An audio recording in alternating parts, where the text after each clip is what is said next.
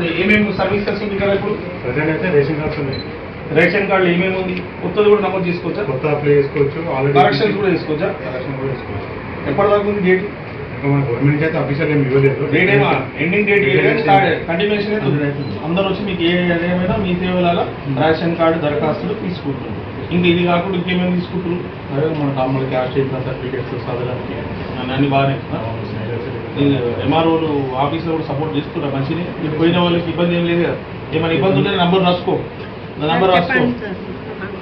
మీ దగ్గర వచ్చి నిస్సాయంగా ఉండి ఎవరు సపోర్ట్ లేక ఇబ్బంది పడితే ఎంఆర్ఓ కానీ ఏ డిపార్ట్మెంట్ అయినా ఎవరైనా పనిచేస్తున్నారంటే నంబర్ 9390450400. ఎవరికి పని కాకుండా ఒక బాధ్యత గల వ్యక్తిగా నువ్వు కూడా బాధ్యత తీసుకో. ఒక బిజినెసే కాదు, వాళ్ళకి కూడా సర్వీస్ ఇస్తారు. చూడు, మీరందరూ ఎమ్మెల్యేలు, శ్రీ గణేషే కాదు, కంటోన్మెంట్ వాళ్ళందరూ ఎమ్మెల్యేలే, సరేనా?